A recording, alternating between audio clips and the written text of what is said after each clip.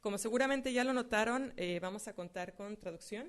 Entonces, quienes la requieran y no hayan pasado por sus audífonos, será un buen momento para que vayan. Hay un pequeño cambio en el hay un cambio en el título de la conferencia de Tom. El título de la conferencia que nos va a presentar es Hammering the Devil with Prayer. Y aunque creo que muchos de nosotros, si no es que todos, ya conocemos el trabajo de Tom, lo hemos leído, lo hemos recomendado a nuestros estudiantes, lo voy a presentar rápidamente. Tom Shordas es doctor en antropología por la Universidad de Duke, por Duke University, y postdoc por la Universidad de Harvard Medical School, con especialidad en antropología psiquiátrica. Sus líneas de investigación son la antropología médica y psicológica, la religión comparada, teoría antropológica, la fenomenología cultural, la globalización, el cambio social, el lenguaje y la cultura. Ha realizado investigaciones etnográficas con católicos carismáticos, indios navajos, niñas y adolescentes en el suroeste de Estados Unidos, en temas como el proceso terapéutico en la curación religiosa, el lenguaje ritual y la creatividad, la imaginación sensorial, la transformación de uno mismo, las técnicas del cuerpo, el razonamiento causal acerca de la enfermedad y la experiencia de los pacientes psiquiátricos hospitalizados. Respecto a sus publicaciones, creo que muchos de nosotros las conocemos, las hemos leído. Nada más menciono probablemente en el año 2009 el libro que editó titulado La trascendencia transnacional, Transnational Transcendence, en donde 2 de los capítulos son Religión mundial y el reencantamiento del mundo, el caso de la Iglesia Católica de la renovación carismática y modalidades de trascendencia transnacional. Actualmente investiga sobre la experiencia de la juventud de tratamiento la experiencia de los jóvenes en tratamiento psiquiátrico en el suroeste. Esta investigación es un esfuerzo conjunto llevado a cabo con un equipo interdisciplinario en el que participa también la profesora Janice Jenkins. Los cursos que imparte Tom corresponden a temáticas como significado y sanación, religión y globalización, y medicina en la Norteamérica nativa. Actualmente es profesor investigador en el Departamento de Antropología de la Universidad de California en San Diego. Nos da mucho gusto recibirlo aquí el día de hoy, pues a nuestro colega, nuestro vecino y nuestro amigo. Quiero aclarar también que esta conferencia se transmite por la página del COLEF, www.colef.mx, y podrá ser seguida en las redes sociales con el hashtag Refrem2013. Entonces, vamos a estar recibiendo también comentarios a través de internet para la sesión de discusión. Pues creo que sin más, entonces le damos la bienvenida a Tom.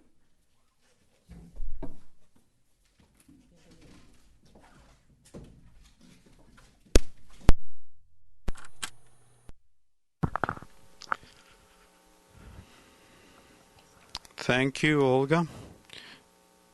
Alberto Hernandez, Jose Valenzuela, and the board of RIFREM, because they had invited me to provide you with a speech to this second RIFREM, and I'm going to speak in English.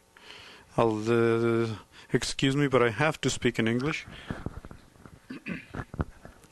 Como mencionó Olga, yo he tenido que cambiar la temática o el título de mi plática de pluralismo fractal, que es una idea en la que desafortunadamente aún no he desarrollado lo suficiente en papel para exponérselas hoy, así es de que voy a hablarles acerca de algún trabajo que es un poquito más desarrollada y que por tanto el cambio del título al tema de golpeando al demonio con rezos, el exorcismo de los espíritus malos por la Iglesia Católica actualmente tiene un perfil más pronunciado en el público desde la época de la Inquisición Y actualmente estoy involucrado en investigación etnográfica para ver el desarrollo y cómo está saliendo experiencialmente en los exorcistas, la gente afligida a quien tratan de ayudar, y los profesionales de salud mental y los laicos que tratan de apoyarlos.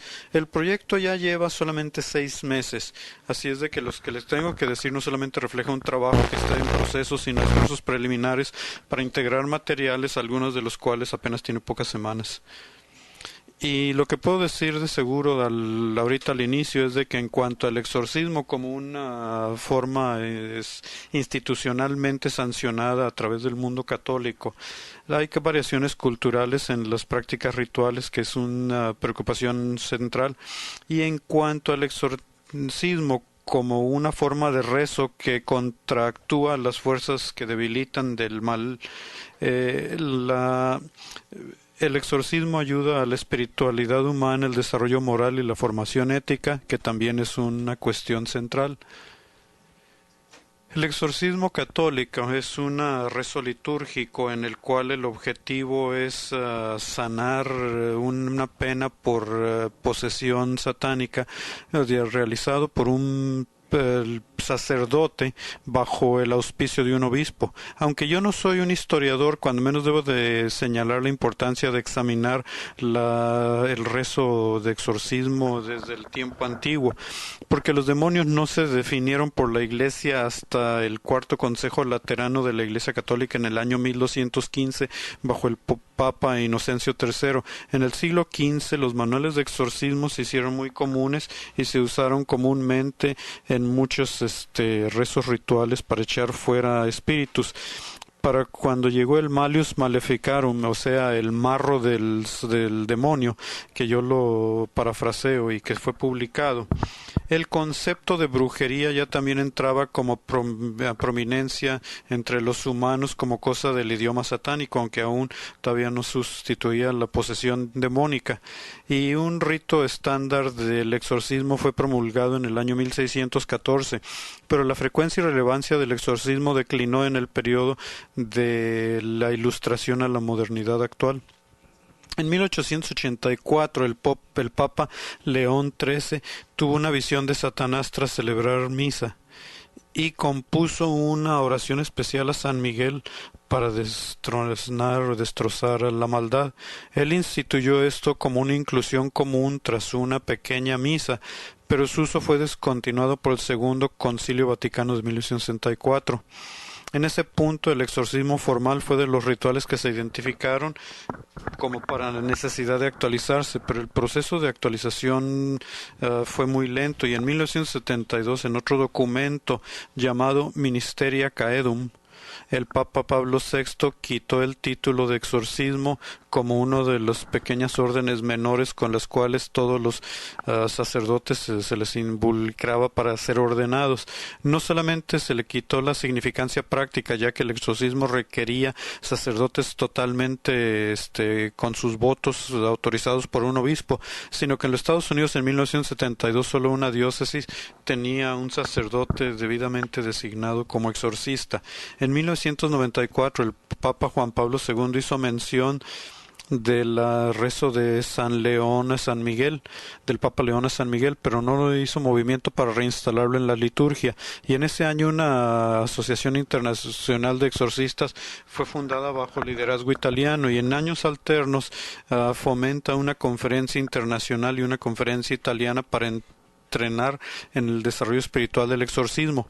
No se fue sino hasta 1999 cuando un rito revisado de exorcismo fue publicado y se publicó su renovación de importancia dentro de la jerarquía y los sacerdotes.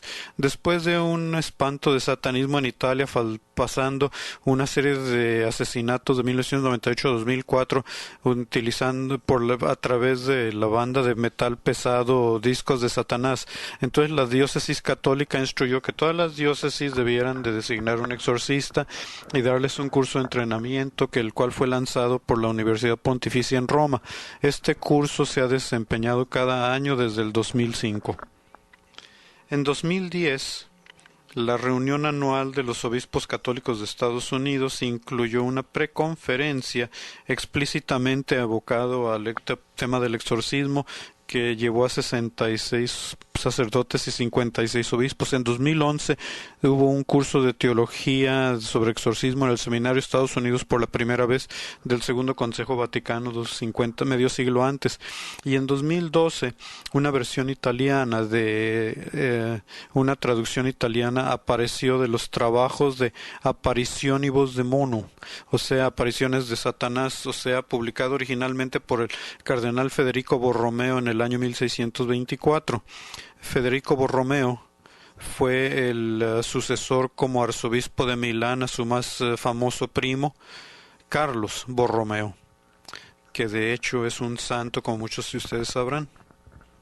Y dadas la presente resurgimiento, la práctica del exorcismo está disparejamente desarrollada en el mundo, y aunque esto difícilmente se toma en cuenta, el enfoque comparativo del que hablaré un poquito más adelante permitirá una formulación preliminar de este tema. La trayectoria de este desarrollo sugiere que el exorcismo se entienda no solamente como una forma de práctica religiosa, sino también como un fenómeno social dinámico, y hago esta observación como muy central porque demando atención explícita a la relación entre la experiencia concreta de actores sociales y el procesos más amplios de las fuerzas sociales en donde están insertos. Específicamente, la oración de exorcismo se puede ver en forma de experiencia como proceso terapéutica por la práctica de ritual de sanación para promoverla, y también institucionalmente en términos de las situaciones religioso-políticas debido a los procesos en el contexto sociopolítico. Esto nos lleva a dos propuestas interrelacionadas o hipótesis en las que estamos trabajando. Primero, el resto de exorcismo lleva a una visualización mundial y cómo se ve la maldad mundialmente hoy en día en el entorno de la globalización, las movilidades, la misionización, la mediatización y la inmigración. Segundo, el exorcismo, el resto de exorcismo puede ser terapéutico si llena los 4 criterios del modelo retórica del proceso retórico de la sanación, incluyendo la disposición a lo sagrado, la elaboración de las alternativas y la actualización del cambio. Yo me enfoco a la primera propuesta identificando el discurso de la maldad, como lo han dicho los participantes y las autoridades clericales, y sus comunalidades y diferencias a través de fracturas en el mundo católico. En la segunda propuesta, al elevar comentarios de las experiencias en sufrimiento y quienes han participado en aspectos específicos de rezo de exorcismo. Mi esfuerzo no es examinar estos como niveles de análisis independientes, sino demostrar que estos niveles de análisis están íntimamente y necesariamente entrerelacionados. Y en la presente instancia, el discurso global lleva hacia la práctica que a la vez refine y refuerza el discurso.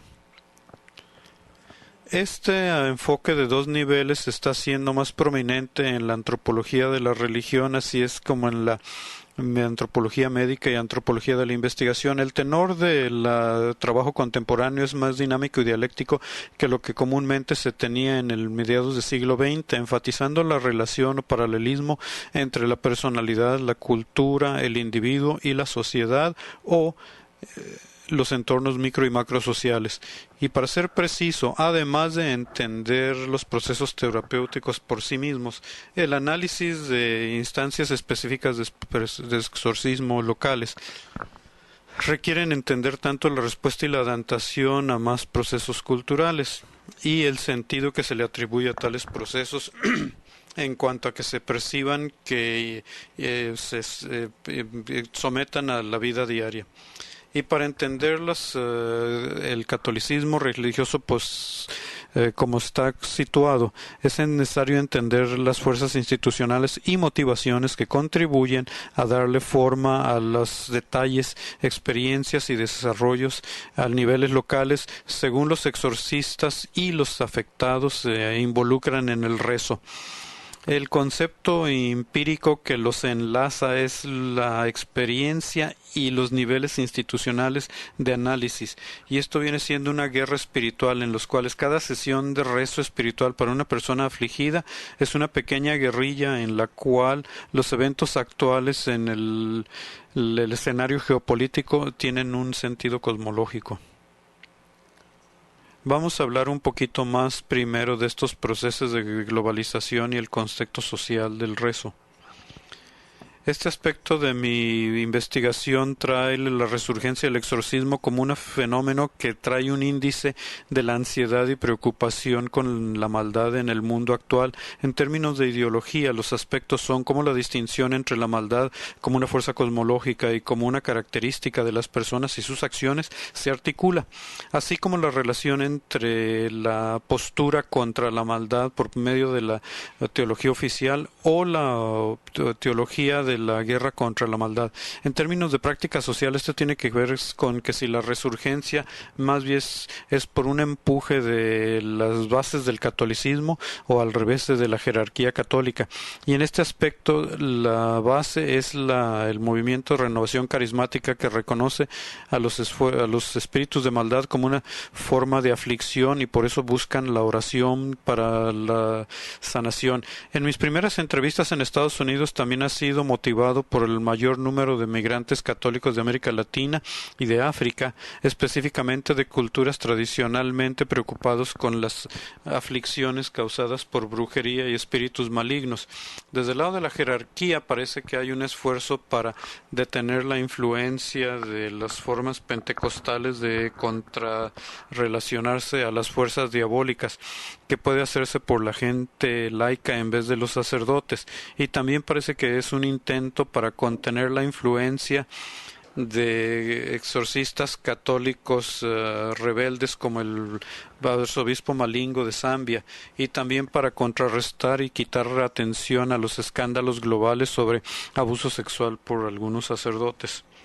Este enfoque se basa en mis experiencias previas sobre religión y globalización, tomando en cuenta que tan extendida es el rezo para sanar y cómo se transforma según atraviesa contextos nacionales y culturales en el contexto de seguridad, según van declinando los estados individuales, asociado a su vez eso con la globalización y con la inseguridad institucional, con eventos tales como los escándalos de los sacerdotes y cómo ha cambiado la membresía de las iglesias al hemisferio sur. Y esto involucra entender hasta qué tanto se extiende el rezo por el exorcismo y cómo esto es una fuerza retórica centrípeta, más aún consolidando la influencia del Vaticano, o una fuerza centrífuga según se adapta y es transformada por las influencias locales culturales. El entender el exorcismo en el contexto social implica entender el enfoque entre religión y la globalización, en la cual la globalización se entiende en su sentido político-económico y la pregunta es una de relación entre los dominios analíticos de lo económico y lo religioso, y un enfoque en la globalización de la religión en la cual el fenómeno religioso o los símbolos, ideas y prácticas y discursos, movimientos, motivaciones se van unidireccionalmente del centro a la periferia, o bidireccionalmente entre el centro y la periferia, o multidireccionalmente en una red descentralizada de inferencias. Es el último enfoque el que toma énfasis en mi discurso de la maldad en el mundo, y hay 4 subprocesos relevantes de globalización religiosa que quiero mencionar. Primero está la misionización, que ha variado en las épocas que corresponden a los inicios de la religión, el periodo colonial y el mundo poscolonial, y que incluyen la reevangelización de los correligionarios, así como la búsqueda de nuevos conversos. Segundo está la migración de poblaciones, ya sea forzada o voluntaria, en las que la gente lleva en prácticas religiosas y predisposiciones y entran en contacto con religiones foráneas en sus nuevas ubicaciones. Tercero está la movilidad de individuos, y en sus viajes individuales los peregrinos o los turistas religiosos que intercambian ideas o enlaces con otras comunidades que piensan similarmente en religiosamente hablando. Cuarto está la mediatización, que permite una diseminación más acelerada de la religión a través de la televisión, radio, la imprenta y hoy en día los internets.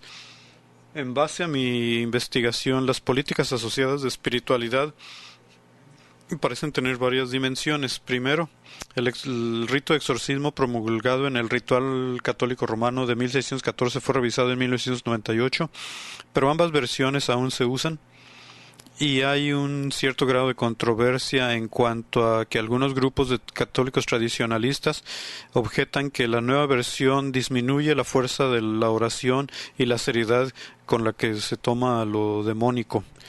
Y esta tensión apenas recientemente ha sido mediada por una carta de 2011 del padre Francesco Balmonte, actual presidente de la Asociación Internacional de Exorcistas, hacia el cardenal Lavada, que ha resultado en un permiso para que los exorcistas utilicen cualquiera de ambas formas dependiendo de su preferencia. Segundo, el exorcismo existe con una tensión, con rezos para salvar, para renovación de los católicos, y en ocasiones parece ser de una severidad menor para otras prácticas de exorcismo, para los sistemas protestantes y en otros grupos protestantes. Esta tensión en parte es un reconocimiento por los mismos exorcizadores de que es una forma de salvación y esto es una rezo para liberar y tiene que ver con la imposición de manos como una forma informal o litúrgica, en un gesto informal o litúrgico. Tercero, hay un sentido de urgencia de que las aflicciones demoníacas y las influencias del oculto están incrementándose en la sociedad contemporánea y esto está asociado con una declinación de fe en general y un relativismo que se están entendiendo que crean una laguna de moral y espiritual y que constituyen una entrada posible a la influencia demoníaca, y esto se exacerba al no tomar en cuenta ese peligro y una falta de conocimiento de parte de los sacerdotes y las necesidades de sus parroquianos de estar entrenados para eso en los seminarios. Y peor, desde el punto de vista del exorcista, la ausencia de exorcistas en muchas diócesis se le atribuye a la falta de creencia en la maldad y el exorcismo de muchos obispos y en el concepto de citar cuestiones de exorcismo por Jesucristo y del demonio. Uno escucha el reto de que si uno no cree en el demonio, uno por lo tanto no debiera de creer en la resurrección. El curso anual sobre exorcismo y rezos de saneamiento del Grupo de Investigación e Información Socioreligiosa o GRIS y los Legionarios de Cristo es un intento mayor para remediar esta falta. En 2013, el curso atrajo 163 participantes de 25 países. El más representado fue Italia con 51 participantes, las Filipinas con 14 participantes, México con 12 participantes, España con 11 participantes, Estados Unidos con 11 participantes y Gran Bretaña, incluyendo Escocia, con 10 participantes. Finalmente Colombia con 8 participantes. Y el resto de los países tuvieron muchos números más pequeños, 2, 3, 1, 4. Cuarto, hay dos límites conceptuales críticos que parecen poner los límites epistemológicos de prácticas de exorcismo y cuyas consecuencias deben por lo tanto explicarse etnográficamente. Una es el límite entre la psiquiatría y la religión, que irónicamente de alguna manera se considera ciertamente impenetrable precisamente por la aceptación de la Iglesia de la psiquiatría. Eso es, La enfermedad mental primero debe desecharse si se reconoce una aflicción demónica y por lo tanto, por definición, la formulación patrón para la psiquiatría que reconozca la psicoterapia y en cambio la sanación religiosa para cosas como igualitarias no se puede aplicar para la definición del sistema. El otro límite es el que las religiones abrámicas de Islam, judaísmo y el cristianismo y todas otras formas de chamanismo y politeísmo, mientras que las religiones abrámicas tienen una concepción de la maldad demónica. Eso tiene que ver con el periodo de la conquista colonial. Los espíritus y deidades de otras tradiciones se entienden como solo aspectos de la maldad diabólica por sí mismas. Al segundo nivel de análisis de que les hablé, el nivel de proceso terapéutico y las experiencias del exorcismo por rezos. En este aspecto de mi trabajo se enfoca sobre la experiencia concreta de participantes en exorcismo como formas de sanación ritual, incluyendo a los exorcistas, los que les ayudan y los que buscaron su ayuda. Los exorcizadores católicos deben de ser sacerdotes ordenados, pero algunos son de las diócesis y en cambio otros son de órdenes religiosas, y es necesario determinar cómo estos distintos trasfondos les afectan en su labor. También relevantes son las habilitaciones y las habilidades y los procesos de entrenamiento de los exorcizadores, así como los profesionales en salud mental que dicen si la persona está afligida por un desorden psiquiátrico en vez de por un espíritu maligno, y que muchas veces también ayudan en las sesiones de oración. La gente que dicen que están bajo de influencia demoníaca también tienen ciertas características respecto a sus vidas, su estado mental y su espiritualidad anterior. En cuanto a la noción actual de que se puede dar seguimiento al concepto de eudemonia, como lo utilizó Aristóteles y los estoicos, en el concepto actual de la relación entre daemon y demonio no puede dejar sin utilizarse. La antropología tiene una tradición rica de enfocarse a semejantes preocupaciones en la sanación ritual, y la religión católica queda bien en esta definición, y no solamente está en la función negativa de quitarle el efecto debilitante de la maldad en la aflicción diabólica como impedimento a florecer, sino también la función positiva de restaurar una vida de oración y espiritualidad como la base para florecer. Crítico a todo este desempeño es entender las diferenciaciones en los patrones culturales en términos de cuál es la aflicción y el revés del florecimiento para reconocerlos y definirlos.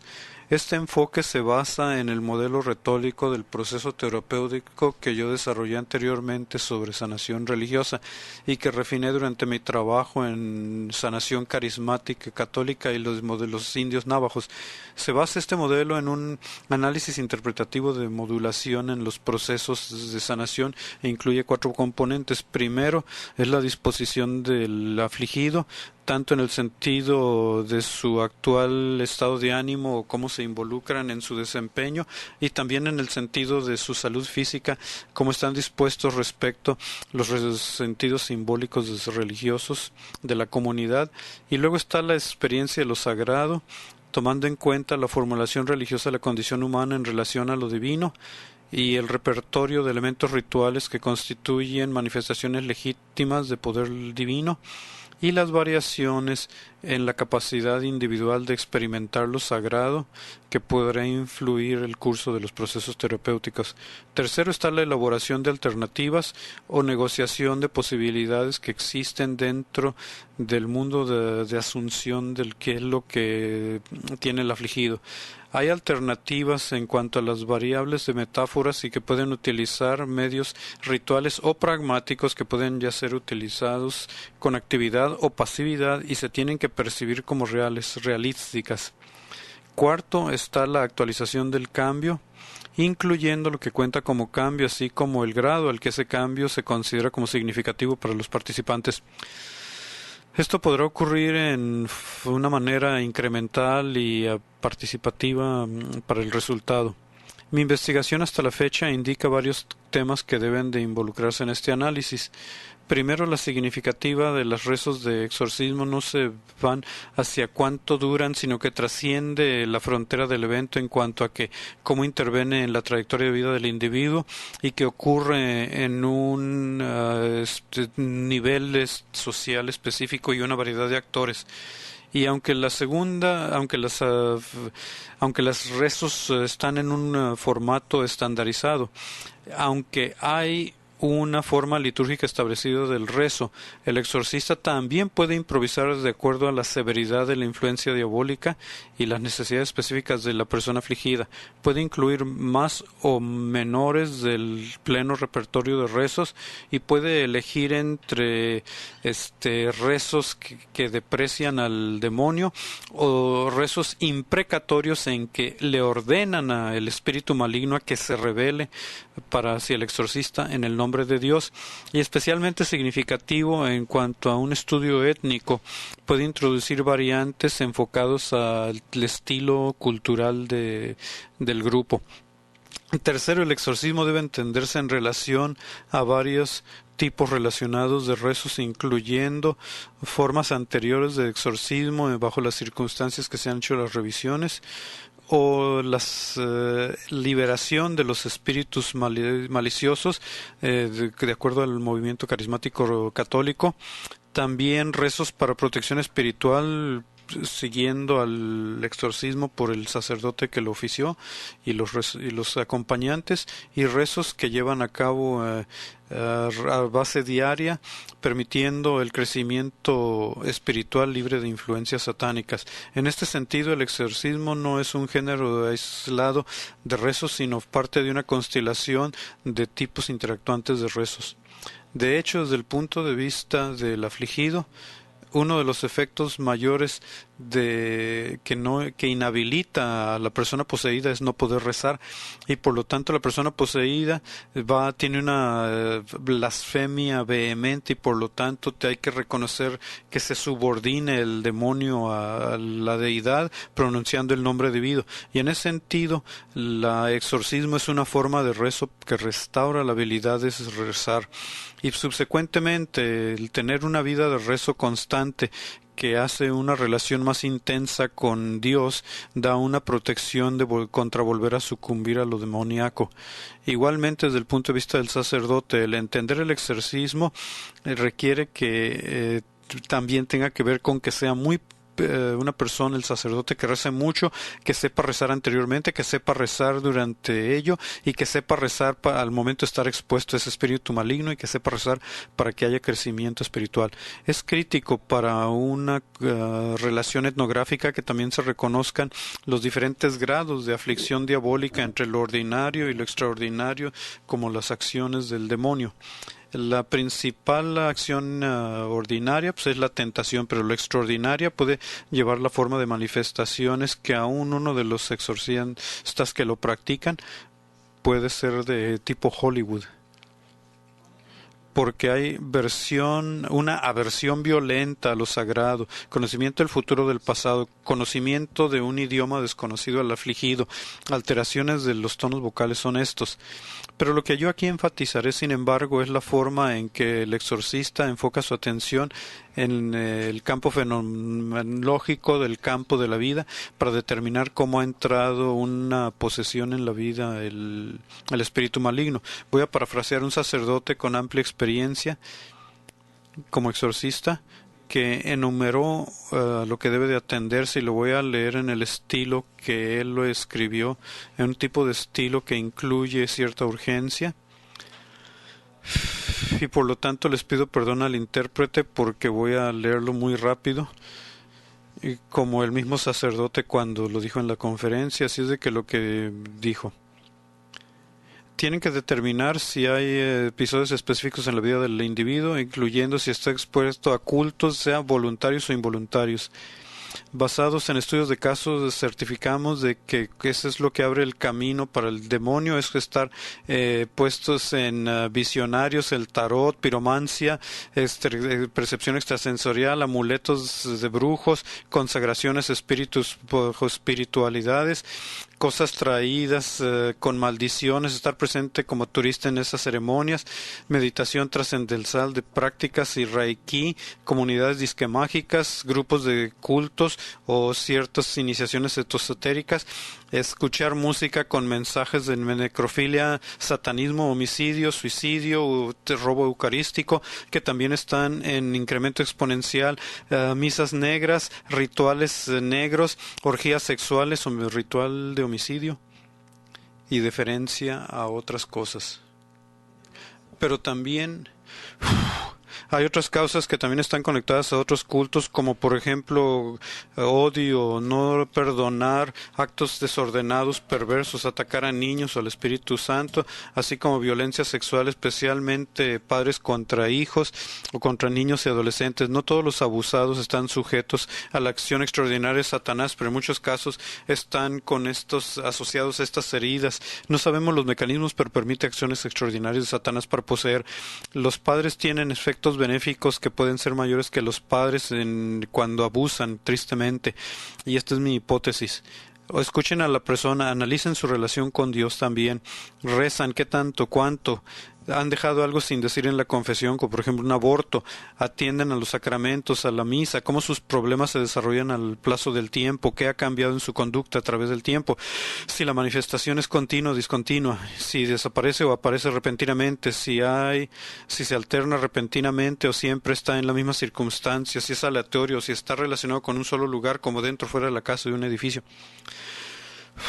Si hay violencia, si es en qué situaciones se manifiesta o se acentúa, si empieza después de un evento en particular, o si tienen que describir las prácticas involucradas, qué remedios se han utilizado, como por ejemplo un doctor o un psiquiatra, y si acaso estos especialistas tienen algún tipo de explicación de causa, si han ido de doctor a doctor, por qué lo han hecho, y si han intentado otras sanaciones como lo oculto, alternos a movimientos religiosos u oráculos o enseñanzas aplicadas a esa persona, o miembros de familias que viven o están involucrados de alguna manera con eso, o si han manifestado conocimientos de cosas desconocidas, otros lenguajes u otros eventos de a distancia o a futuro, si han olvidado manifestaciones que les han ocurrido, o si han solo acordado algunas de ellas, si han exhibido mucha más fuerza feroz de la que debieran de tener un ser humano, interna o exteriormente a lo sacro.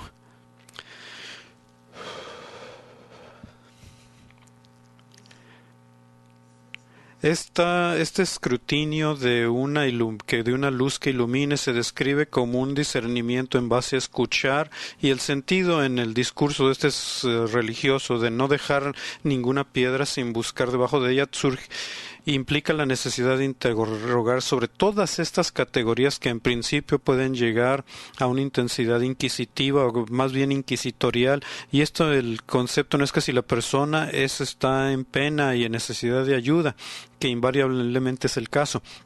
El problema aquí es de que tanto que se pueda determinar con confianza que no sea que ha habido o no ha habido alguna manifestación extraordinaria demoníaca, también puede ser el caso de que algún demonio esté escondido, y los demonios escondidos generalmente son los peores de poderosos, dicen los exorcistas. Como indiqué antes, la verdadera síntoma de tristeza que experimentan no es en la presencia o la esencia de la actividad demoníaca, sino en términos de la presencia o ausencia de la enfermedad mental, porque los psiquiatras y los psicólogos que también son católicos practicantes y están convencidos de la realidad ontológica de los espíritus malignos, también consultan a los exorcistas. Para darles una idea de lo que eso quiere decir en la práctica, les diré de un psiquiatra español un comentario en un caso que él comentó de una enfermedad mental y una de posesión demoníaca, y otro tercero que en su decir aún está por determinarse, y este es un psiquiatra que está trabajando en colaboración con sacerdotes que son exorcistas, trabajando en equipo. En el primer caso, una femenina de 36 años con síndrome de Down tuvo 50 sesiones de exorcismo sin ningún resultado, hasta que el sacerdote finalmente llamó a su consultor psiquiátrico. El consultor diagnosticó parafinia, con delusiones religiosas, a pesar de las presencias de ciertas manifestaciones demoníacas, tal como palabras agitadas y una voz distinta y una increíble fuerza y otros contenidos religiosos.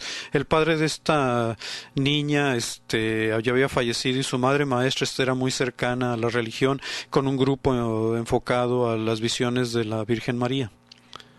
La madre, hija y amigo vivían juntos en un apartamento muy pegado, donde visitaban el psiquiatra y el sacerdote, y había muchas imágenes. La mujer afligida tenía muchos medallones y un rezo en su cuello, con una medalla pegada con cinta a su frente, pero su madre decía que los episodios demoníacos siempre estaban a las 6 de la tarde.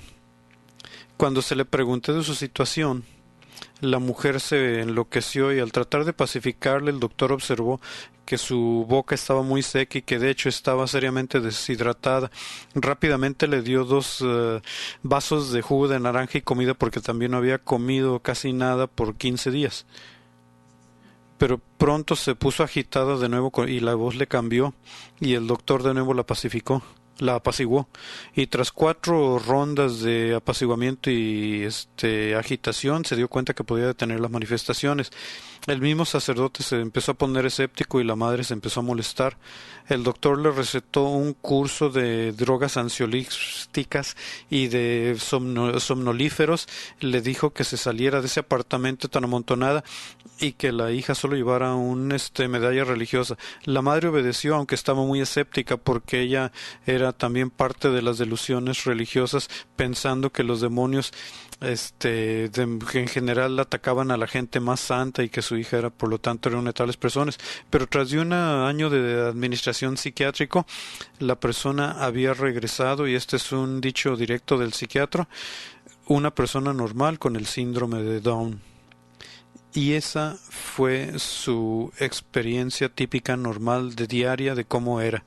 Era simplemente una persona con síndrome de Down, y hoy, tras de ser atendida en esa manera, ya había regresado a ese tipo de normalidad. Segundo asunto, que se considera como explícitamente verificado como demoníaco. Este es el caso de una mujer de 60 años entendida como verdaderamente poseída, que exhibió los síntomas de posesión. Era muchísimo más fuerte que su edad y su género, que se necesitaban 4 gentes para contenerla. Sus ojos daban vuelta, aventaba vómito desde un raro, extraño líquido, hablaba en un idioma arcaico y tenía aversión al agua santa, y en su primer sesión duró 1 hora y media y no se acordaba nada después de ella, y resumió una expresión facial agradable. Había atendido misa y recibido comunión antes de la sesión de exorcismo, que inició después de que los demás habían salido a misa. Después el demonio la arrojó al suelo, donde ya se le habían puesto cojines. El doctor dijo que estaba normal antes y después de la sesión del exorcismo, pero en esta instancia la persona afligida había venido a través del movimiento Renovación Carismática buscando un sacerdote que la ayudara. Tenía una larga historia de experiencia con brujerías, específicamente en que cuando su madre había estado embarazada, otra mujer le había hecho algo a ella. Y así como con vudú. Y un electroencefalograma identificó un pequeño enfoque epiléptico, que sin embargo no era activo y efectivamente estaba controlado con medicamentos anticonvulsivos, y también tenía un temblor de mano que desaparecía bajo una dosis baja de medicamentos anticonvulsivos. El doctor se dio cuenta que la exposición a lo oculto fue todo a través de su madre y no por actividades de ella misma. Y posteriormente, tanto dentro de secciones de exorcismo y fuera de ella, empezó a recordar experiencias que había tenido como niñita chica. En los últimos 3-4 meses había vuelto a pedir rezos para ser salvada por un sacerdote, pero sin un exorcismo completo. En el tercer caso, el que continuaba en ese momento y que aún no se determinaba conforme al sacerdote y al psiquiatra que trabajaba con él, es el caso de una mujer de 26 años de Rumanía, que estaba creando cierta complejidad para el doctor y los dos sacerdotes con quienes trabajaba, ya que desde la edad de 16 años ella había sido diagnosticada con esquizofrenia, primero en Rumanía y luego en España, y estaba bajo tratamiento con drogas neurolépticas y se pasaba de lunes a viernes en un hospital día. Sus padres ambos eran pediatras y su padre había muerto en un accidente automovilístico. Su madre, la abuela, la mamá de su mamá, había estado en relaciones tradicionales de Rumanía que aunque ella misma era médica, ella estaba convencida que la niña estaba poseída. La situación había mejorado, pero después vino un cambio dramático cuando la joven mujer empezó a experimentar episodios de dolor intenso en sus manos y pies. Curiosamente, aunque ella estuvo en cama por 3-4 semanas en ese periodo, sus síntomas psicóticos desaparecieron. Pero una semana antes de mencionar este caso, el doctor había ido a su casa porque había existido otro episodio y la joven mujer estaba tirada en cama con dolor. A pesar de que la había visto recientemente con lo que ella había narrado como una sonrisa psicótica, en esta ocasión su cara estaba normal excepto por la expresión de dolor físico y sin ningún otro aparente síntoma psicótico.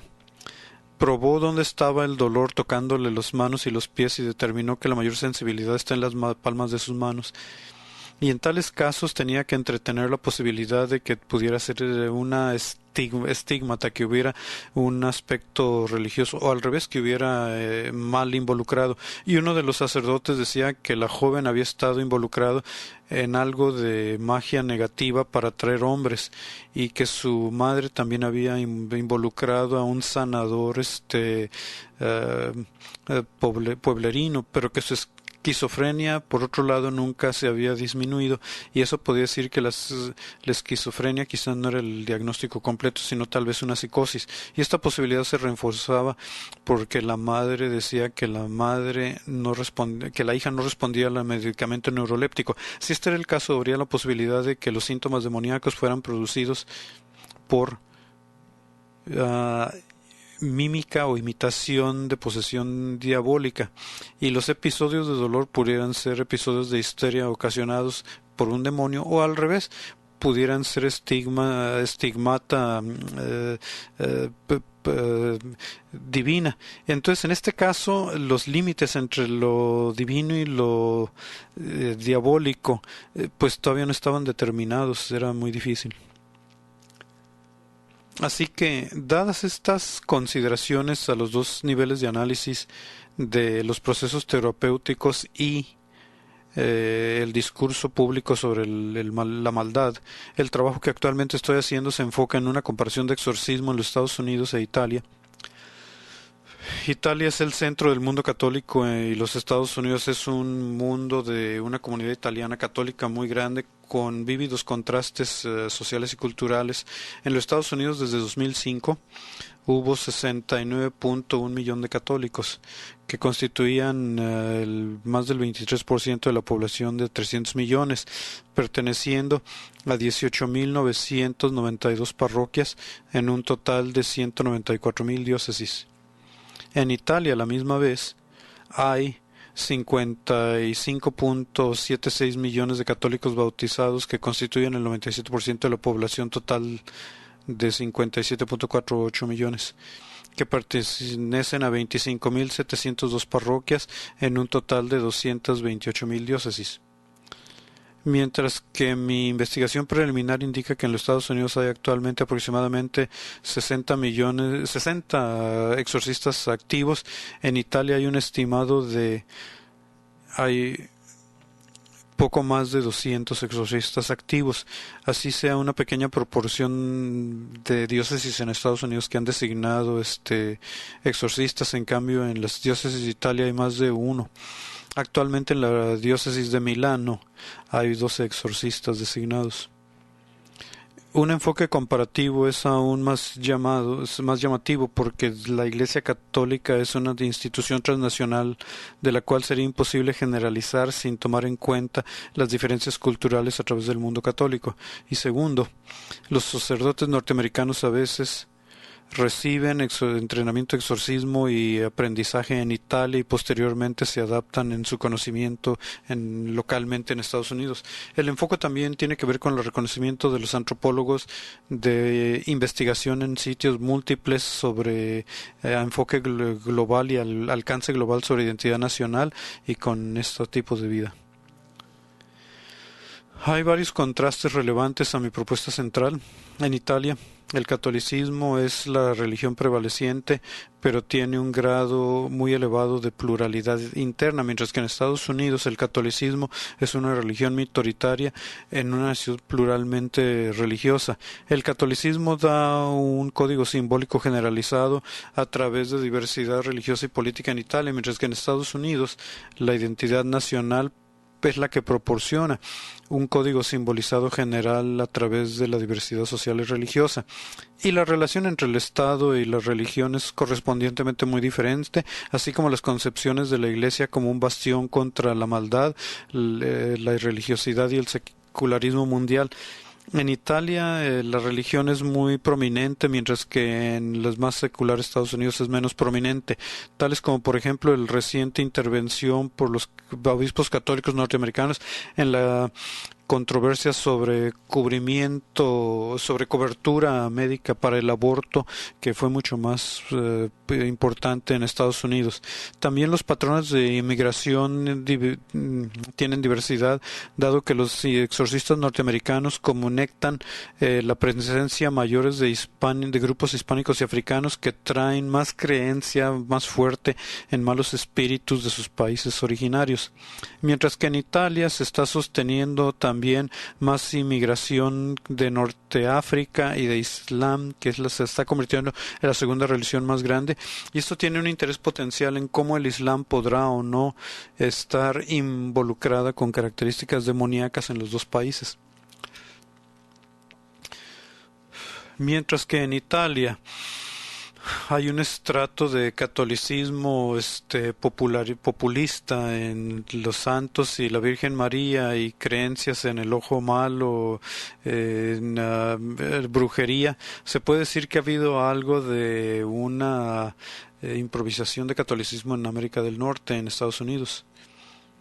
Esta circunstancia, junto con diferencias en los patronos culturales de la persona y la emoción de padres e hijos y las relaciones familiares, pueden considerarse que llevará a diferencias relevantes en las formas diferentes de expresividad y sensaciones de angustia. Las características de relaciones de género y edades también serán para las comparaciones, aunque el patrón de que sean los sacerdotes masculinos que atiendan a mujeres femeninas tiene mucho que ver también desde el punto de la persecución de la Inquisición. Y otro contraste es cómo los medios en Estados Unidos hay un constante informe y películas publicadas y de escándalos acerca de abuso satánico, de exorcismos, en relación con un género de películas de horror de ficción.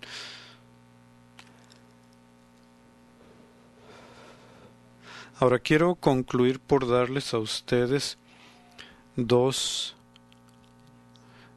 detalles que indican el tipo de aspectos que son relevantes y que están por verse. El primero viene del libro de el padre Gabriel Amort, quien es uno de los exorcistas oficiales de la diócesis de Roma y que se llama Exorcisti et Psichiatri, o sea, exorcista y psiquiatras. Y el padre Amort narra lo siguiente detalle de interacción entre un exorcista y un psiquiatra que le narraron a él por un amigo llamado el padre Cándido. Una vez el padre Cándido estaba exorcizando a una joven que era un estudiante en la universidad y que presentaba ciertos síntomas de posesión diabólica, pero también señas de desequilibrio psiquiátrico. El padre Cándido llamó a la ayuda de un amigo de él que era psiquiatra y le dijo los detalles del asunto y fijó una entrevista. El psiquiatra tenía un escritorio muy grande en el cual la muchacha se sentó al lado opuesto de él de la mesa y se encontró un tanto distante. Al término de la reunión, el psiquiatra dijo: «Signorina, a ver, tomes esta medicina». Y empezó a escribir sobre su recetario que tenía en la mano. Y en ese momento, una cosa rara ocurrió. Sin moverse de su lugar, la joven estiró su brazo, que se alargó bajo los ojos sorprendidos del psiquiatra, casi 2 metros de largo. Al alcanzar la primer página del recetario, en el cual el doctor estaba escribiendo, ella la agarró, la hoja la arrugó y la tiró al basurero, diciendo en una voz totalmente alterada: «Esta no me sirve para nada». El padre Cándido se rió con gusto cuando narraba el susto con el cual su amigo psiquiatra posteriormente ya no quería saber nada además de esta chamaca, ni nada de ningún otro paciente que tuviera el exorcista. Ahora, hay 2 cosas que hay que señalar de esto que son muy significativos. No somos capaces realmente ni estamos interesados en comprobar si realmente se estiró 2 metros el brazo, científicamente hablando. Pero lo que sí nos interesa son 2 cosas. Primero, que el discurso acerca de experiencias físicas, corpóreas, es algo que se está transformando aquí. Y la forma de cómo atender y describir el significado de las experiencias corpóreas se está transformando en que esto involucra una intensificación de atención a lo corpóreo y las señas y manifestaciones del cuerpo. Segundo, yo llamaría la atención a la elección de palabras que el padre Amort utilizó aquí, tales como sorprendido y asustado, para describir los sentimientos del psiquiatra de una manera que enfatizan la incomprensibilidad de las 2 formas de pensar que pueden existir entre un psiquiatra y un exorcista, y claro, de una manera que también hace chiste en cierto modo se burla levemente del psiquiatra, y esto se encara a una situación donde de hecho hay psiquiatras prominentes que están involucrados en trabajar en equipo con los exorcistas. Y finalmente, una anécdota final. También tiene que ver con el tipo de incomprensibilidad, un tipo de frontera donde hay que tratar. Hace tan solo 3 semanas yo atendí un curso intensivo sobre exorcismo diseñado para clérigos que tuvo lugar en Roma, y me quedé en una casa de huéspedes de unas monjas, y a mitad de una noche empezó a haber un griterío en el piso, algo como un gato o un ave que estaba sufriendo una muerte violenta. Habiendo escuchado un búho unas noches antes que había experimentado que se había robado mi propio gato, me lo había matado, en las garras de un búho que lo había atacado. Mi interpretación es de que tal episodio simplemente acabó de transpirar. Al mencionar esta ocurrencia a un sacerdote que participaba en el curso, que también estaba quedándose en la misma casa de huéspedes, supe que habiendo tenido la experiencia de un ataque ritual en un monasterio en su región de casa, su interpretación era que los satanistas locales estaban plenamente al tanto de que se estaba dando un curso de exorcista y que ellos habían hecho un ritual sacrificial demoníaco dentro de los lugares del convento, lo habían hecho adrede. Y así yo me quedé pensando en la frontera que hay entre los mundos fenomenológicos que se pueden sobreponer sobre el espacio existencial y que se pueden visualizar desde diferentes vistas ontológicas, y en ciertos momentos a ciertas personas los convierten en antropólogos y así los mantienen. Gracias. All right, I have two questions. The first one regards whether if you would say that the experience of possession is an experience lived mostly by women, and the question would be, what elements could explain this? The second question is whether if you have considered any elements for comparison with the techniques of expulsion of dark spirits, some considered diabolical, within the Afro-Caribbean religiosities and spiritism that come together with a lot of the migrants coming to the United States. And I'm asking this because in Mexico, a lot of the people who come into the environment of spiritism alongside with Afro-Caribbean religion expressions sometimes go from exorcism to spiritism after their initiations. Gracias. Bien.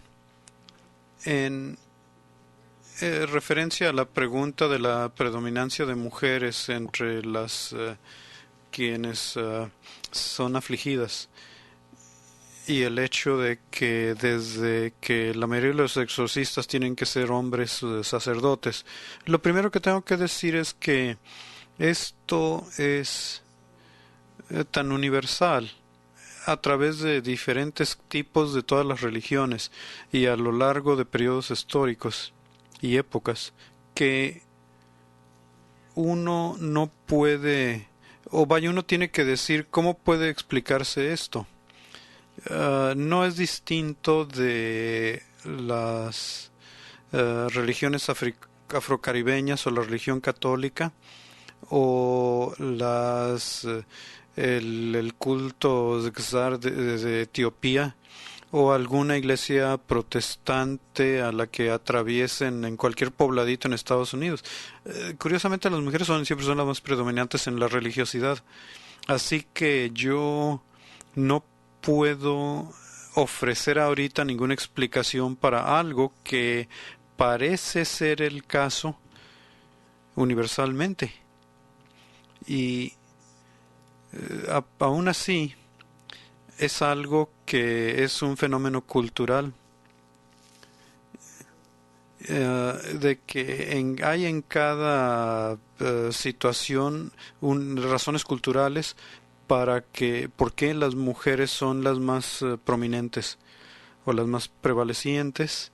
No creo que sea una explicación de naturaleza humana hasta ahorita por qué o no las mujeres puedan ser más sensibles o más vulnerables, o por qué las mujeres,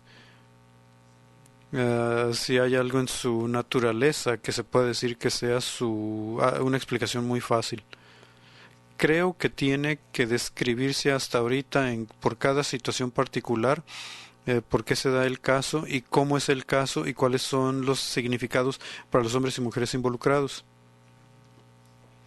para tratar de dar una explicación de causa de por qué pues, supuestamente las mujeres son más frecuentemente afligidas. Es algo que yo estoy me siento muy confuso y de momento no lo puedo explicar. o no confundido, sino lo siento también como una pregunta y así.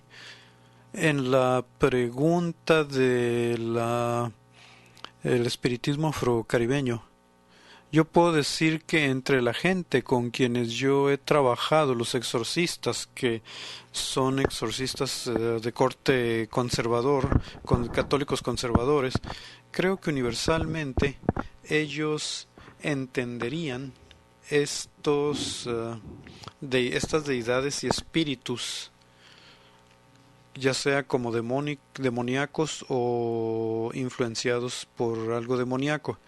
Y ese es el punto que yo hacía acerca de las religiones abrámicas o judeo-cristianas o musulmanes, que cualquiera deidades o espíritus fuera de Dios se entenderían como demoníacas. Hace tiempo a mí me dijo uno de los sacerdotes que participó en este curso al que yo fui, que y que hasta cierto punto tuvo una objeción a ser tan conservadores, que en una reunión en la que estuvo el Papa presente, estaba a un lado del Papa una mujer que era una feminista radical marxista y del otro lado una que era una lideresa de la religión Aruba y una devota de las deidades al orisha. Y si ese era el caso a nivel del Papa, que el Papa se puede estar sentándose al lado de una sacerdotisa Erisha, entonces no hay uniformidad dentro de la Iglesia en cuestión de qué tan ampliamente puede uno definir las fronteras del ecumenismo. Así que puedo decir que en las circunstancias a las que yo estoy tratando con estos exorcistas católicos son muy estrictos acerca de qué es lo que se considera como demoníaco, que puede hacer casi todo cualquier cosa.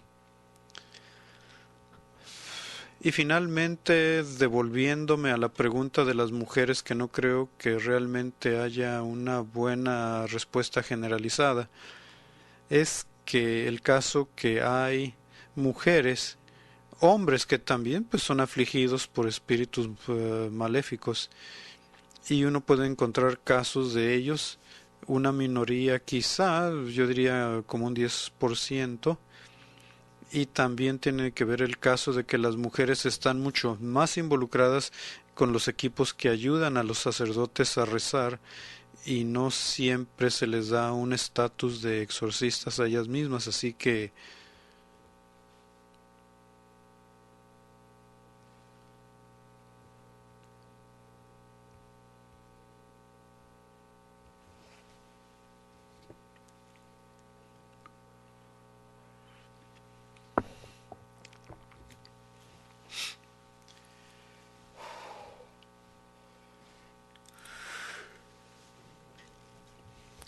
mi nombre es Samuel López y yo solo quiero darle una felicitación por su exposición, porque es un tema que generalmente en este clase de eventos no se da. Y solo para recordarle que los indios navajos ellos también creen en espíritus, no solamente los latinos o los afrocaribeños, y tal vez a futuro usted pueda darnos algún estudio, comentarios acerca de las religiones no católicas, confrontando los espíritus diabólicos y eso. Y de nuevo felicidades por su valor de atender esta clase de asuntos que no son científicos. Gracias. Gracias, sí, esto también está en relación con la última pregunta que tenía que ver con una comparación de hecho con esta clase de creencias o confrontar estos espíritus maléficos y el creer o echar fuera espíritus maléficos existen en muchas culturas y tradiciones. En estudios comparativos serían muy valiosos y yo estoy muy a favor de que se hagan. Para este trabajo en particular, yo voy en sentido opuesto de las comparaciones. para enfocarme en algo muy específico, aún incluso dentro del dominio de lo cristiano y específicamente de lo católico.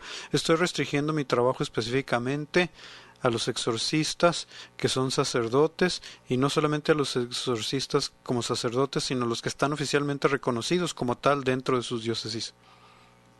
Así que es como irme en sentido opuesto, a diferencia de un estudio comparativo, y esto es por una razón específica, que es que hay tantas variables y hay tantas variabilidades que se consideran como marginales o idiosincráticas o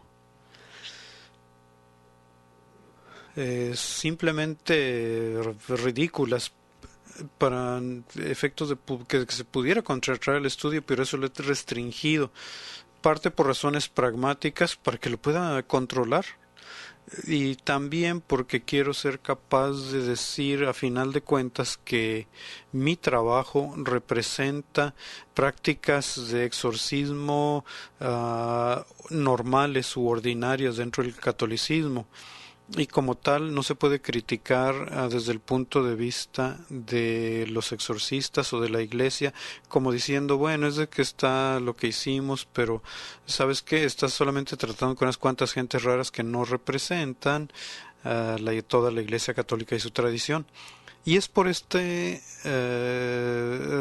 trabajo etnográfico en particular por el cual yo estoy jalando o tirando hacia una comparación más amplia específicamente. Y lo que quisiera hacer es al menos expandir mi comparación entre los Estados Unidos e Italia, quizá también a cuando menos un sitio en alguno de los continentes. Y ese es un estudio comparativo, pero eso aún dentro de la tradición exorcista del catolicismo sería algo más, y cuando uno se expande a otras más como el afrocaribeño, pues se pueden imaginar que sería un estudio muy poco práctico.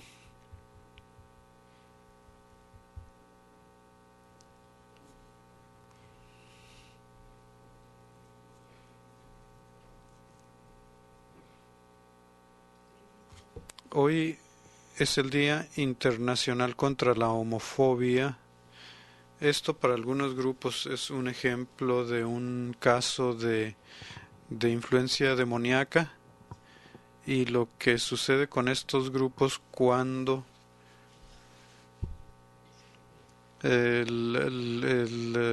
la atención cívica despierta a reconocer estos grupos de aborto homosexuales, el mundo está cambiando muy rápido, y estos grupos están buscando qué es lo que les ha pasado. Lo que yo pienso es en los poderes satánicos.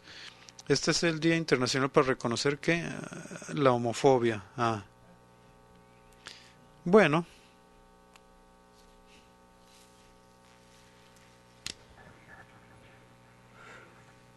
permítanme decirles que en un momento que yo hablaba con uno de los sacerdotes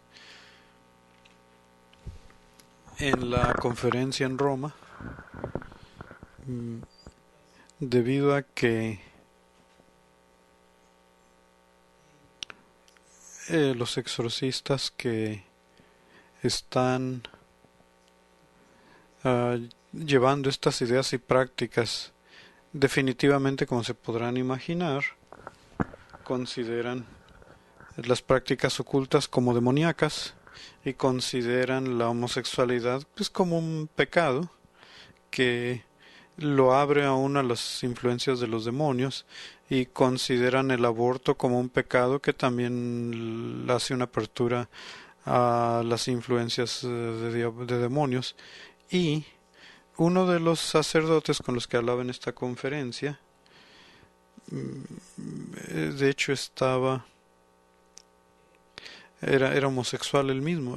Bueno, era de la diócesis de San Francisco. Y le pregunté qué sucedería si tú les dijeras a todas las demás gentes que están aquí, que están dando las pláticas y participando, si te identificaras y si te salieras del closet a todos estos otros sacerdotes. Y dijo, pues obviamente no lo aprobarían, que obviamente es un eufemismo, porque normalmente lo desaprobarían si probablemente lo tratarían de exorcizar de inmediato. Pero él estaba convencido en su punto de vista que los propios exorcistas tendrían que cambiar sus puntos de vista, porque él estaba convencido que el ser homosexual era algo natural y no algo demoníaco, y el hecho que él se identificaba que él era un sacerdote homosexual, después de nuestra plática me di cuenta que desde el punto de vista de el mensaje que la gente está homosexual, lesbiana, está tratando de dar es de que si hay un sacerdote homosexual es posible tener un sacerdote homosexual.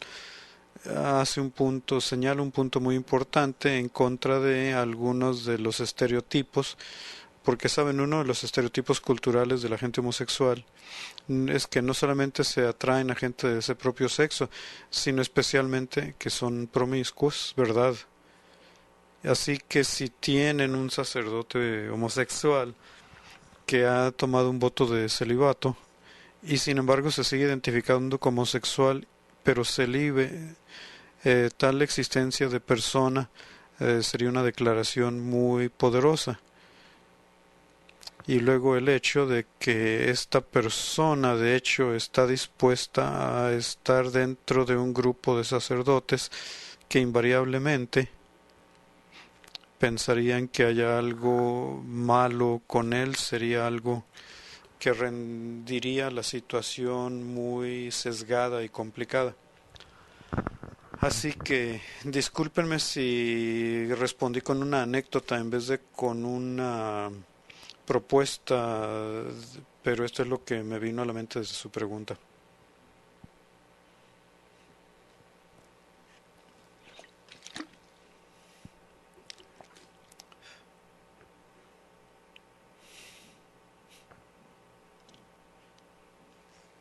A mí me causaba, me preguntaría, porque si este sacerdote es un exorcista oficial de la diócesis de donde yo viviera, él dice que la mayoría de las posesiones demoníacas son trances, que no son posesiones, y me pregunto si usted está considerando este otro tipo de estado como ah, de monjas en trance o místicas, si lo consideraría. Bueno, sí, esa es otra ah, observación muy buena. Y también señala a que hay dos direcciones, hacia la dirección de esta relación entre la religión y la psiquiatría, porque desde el punto de vista psiquiátrico el trance es una forma de desasociarse y la desasociación es un síntoma de algún posible desorden psiquiátrico. Así es de que sí, quizá puede haber trances y hay un síntoma de desasociación o síntoma de desorden en juego, y tal vez aquí el punto sería un diagnóstico diferenciado. Por el otro lado, señala en la dirección de que como un trance se define por la gente que está que lo está atravesando, y uno puede decir que sí puede ser un trance, pero hay tipo de trance de posesión en la cual alguien está siendo poseído por un espíritu, una deidad o por un demonio, y bajo esas circunstancias la gente con quien yo estoy trabajando dirían a su sacerdote, bueno, si es una forma de trance, pero hay que investigar de dónde viene. si viene de un ángel o de un demonio. Así es de que si lo investigan se darán cuenta que puede ser de alguna fuente demoníaca. Y en otras palabras,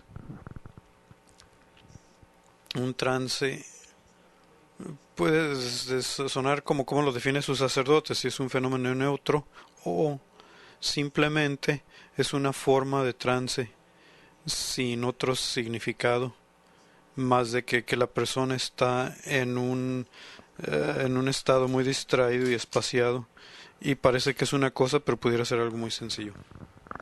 Bueno, la observación etnográfica es que cuando está un trance en juego, generalmente tiene algún tipo se le asigna un tipo de sentido, y creo que si este sacerdote está tratando de definir trance de manera neutra,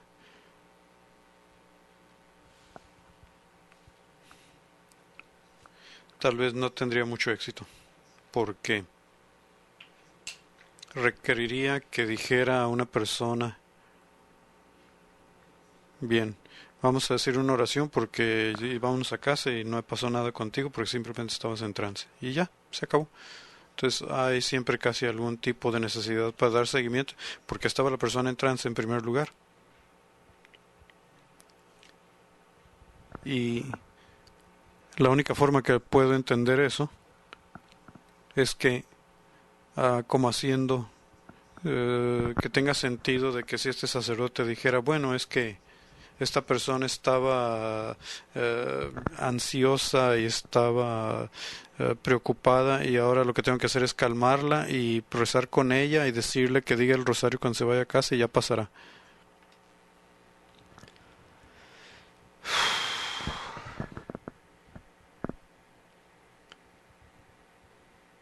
Gracias. No es exactamente como eso porque él trabaja en un trance y con mucha gente que entran en trances. Lo que él necesita hacer, dice, es que sacarlos de ese trance. Entonces no es que no tenga sentido, dice que sí lo tiene, pero que entonces hay que ver qué sentido tiene. No necesariamente que esté en contacto con demonios. Puede ser como un trance de chamanismo, de posesión demoníaca. Ok, sí. Bueno, pues sabrán. Es diferente. Creo que depende de nuevo. Quiero decir que lo quisiera entrevistar inclusive, porque al menos la gente con quien yo he trabajado, con quien he hablado, hasta ahorita me han dicho que si se identifican el trance como un trance shamanista, algunos de ellos dirán que eso es automáticamente demoníaco. Y otros dirían que representa un recurso de sanación que está disponible para esa comunidad y que por lo tanto está bueno. Y eso hay debates acerca de eso. ¿Qué tanto puede uno acomodar eso? ¿Y cómo puede uno permitir experiencias religiosas que estén fuera de el catolicismo? Y se acaba.